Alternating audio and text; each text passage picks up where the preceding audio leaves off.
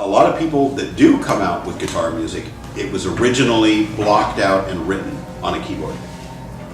So that's the answer to that. Anybody else? Let me ask a question. You guys have to be twins, right? No. You're kidding me. Really? Yeah. Wow. Okay, go ahead. Which way do you recommend to get into the music industry business? The inside out or the outside in? What I would say, unless you're prepared to go to a school and to do a lot of studying, I would say go to clubs, hang out where music's being performed, make friends, and start that way. That worked for me. Worked for my brother too. That's the way that you probably would want to try to go about it. Once you get into it and you decide that you really like it, maybe what you'd want to do is you'd want to take a couple of courses, like harmony, whatever.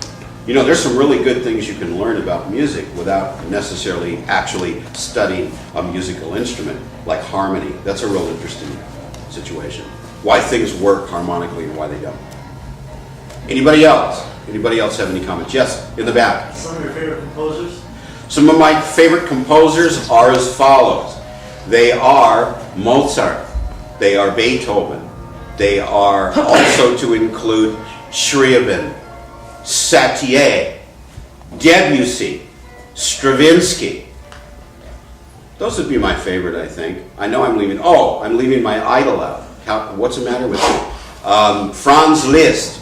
My favorite composers are all people, except for Debussy and Satie and Stravinsky. They're people that generally lived in the early part of the 19th century. Chopin also. Liszt, Schumann. Sorry for the brief interruption. Could we please have all the student hosts please report to the counseling center? Thank you. So, those are my favorites. But I gotta say one thing, and I think it's gonna kind of surprise you. I don't get my inspiration to write classical music from listening to those people. I get my enjoyment from listening to them. They inspire me. But I get my actual inspiration from looking at artwork, especially the artwork of a couple of different Mexican painters from the last century. I'm particularly fascinated with Frida Kahlo, Diego Rivera, who was her husband, David Alfaro Cisquieros, also a great Mexican painter, and I also like some of the French Impressionistic painters.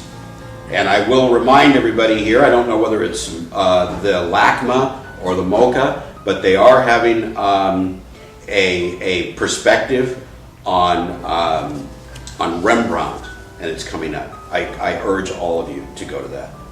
It's just beautiful to get to see something like that person actually painted. Really, really, really special. So that's where I get my inspiration from. But those people that I just mentioned are my favorite composers. I try not to listen to a lot of classical music because I love it, but I don't want to be influenced by it, and I don't want to inadvertently copy it. And that's something that I'm real weird about that. I get like oh my God, I don't want this to sound. I don't want to replicate myself, and I don't want to replicate another artist. And that's something that's real important when I write stuff. I want to make sure, have I written something that sounds a lot like this before? If I did, I've got to change it because I'm real fanatical about that. All right, any more questions? I don't know how you speak all day, Edward. I just did 2 of these sessions and I'm ready to go take a nap. And you have to talk to these people all day. Are we good? We're good? I gotta ask the question. You have to ask. I'm asking the same question. Can you just describe or explain the process of how your brother hooked up with Ozzy? Oh, okay. This seems to be the question of the day. The true story about how my little brother, my baby brother, became probably the greatest guitar player that ever lived, according to the polls, according to the magazines, according to all the work and interest we get right now, is he was playing in a local band that he put together called Quiet Riot. At this time, Quiet Riot had not become successful yet.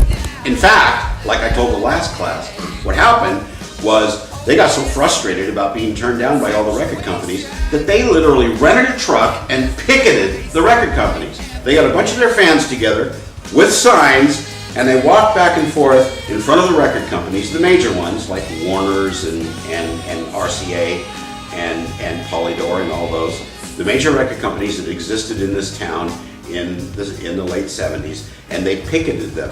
Didn't do any good, they still didn't get a deal. However, what happened was he became kind of like a household name. There used to be a club in Hollywood called the Starwood Club, and that made him. He was the darling of the Starwood Club. They absolutely, absolutely loved my brother. So when it came time for Ozzy, he'd been kicked out of Black Sabbath for the third and final time. And when he came to this country to try to find a lead player to be in his band that he was forming, he looked at everybody, was discouraged because he did not find anybody that he wanted, and he decided to go back to England. Before he went back, a bass player from a band called Slaughter said, "You need to see one guy before you go back. If you haven't seen this guy, you haven't seen everybody yet. You need to see Randy Rhoads." So Ozzy said, "Well, okay, yeah, sure. Let's get him here." Well, that wasn't that easy. Randy was happy in Quiet Riot, even though they weren't too successful, but it was his band. And he also had a lucrative teaching career. He carried about 53 students a week. So that's about 6 days a week. Work. It's nice. Like teaching. Got a call for an audition. Didn't want to do it. My mom said, "No, you're gone. You're gone." And Randy said, "Yeah, but that's a guy that's got his name like on his hand like that, Ozzy." He goes, "I don't know about this." He goes, I don't want to do no Black Sabbath music, that's for sure." And my mom said, "You're gone." Finished. He took the material off of it, refinished it, took his little amp, took his guitar, went down an audition, and lo and behold, Ozzy said, "Oh my God, you're the greatest guitar player I've ever seen in my life. You're joining right away, and you're the skinniest person I've ever met in my life. But that's okay, we'll feed you on the road. You get to be in the band." So my brother comes home, tells my mom. My mom's like, "This is your break, man. This is where it's going to happen." No. I started Quiet Riot. I want to make it in Quiet Riot. That's my band. That's my band. No, it doesn't work that way. You get these opportunities, and a lot of times there's an old saying that says they only come once. That's not true. I'm living proof. They come more than once, but you have to be ready for them. And when they come, you have to have all your ducks in a row. You have to be ready to produce. Because there's no such thing as it comes up and then you're like, "Well, I could be better prepared in 2 or 3 days." Yeah, but the person's not there in 2 or 3 days. He's there now. So you have to step up and deliver now. So he went down to this hotel in West Hollywood, whatever, tuned up his amp. He's noodling around while he's tuning up, and Ozzy goes, "You got the job." And Randy goes, "I haven't played anything yet. I'm just tuning up."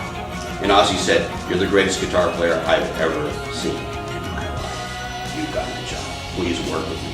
Please be in my band." The rest is history. That's the honest truth. Now, of course, in the days after that, they did set up a situation where they had a whole band together. So Ozzy could hear Randy with a drummer and with a bass player, you know. But he'd already made up his mind. He knew right away. He said, this is special. This is really special. One other thing, really quick. I didn't think to tell this. This is one of those things that I thought about telling the first group, you know, after I already talked to them, and I didn't say it. Well, guess what? I remembered it to tell to this group. Usually, whenever there is an era in music or art, whenever there is an epoch, whenever there is a genre, there are two defining people of that genre all the time. In the 1970s and 80s, it was Eddie Van Halen and Randy Rhoads. Those were the two guys. If you go back to the 40s, it was two saxophone players. One guy's name was Charlie Parker. Everybody called him Bird. He was the most way out, wild, incredible, genius sax player that ever lived. And there was another cat at that time named Lester Young. Those are the two guys from that period. If you go back to the 1920s in literature, it was Michener. No, it was Fitzgerald and Hemingway. Those were the two guys. So usually when you have an epic, usually when you have a time when something comes out, like in music or art, there's two defining people that are the figureheads of that epic. And my little brother was the Southern California guitar player, along with Eddie Van Halen. Anything else? Comments? Questions? Are we good?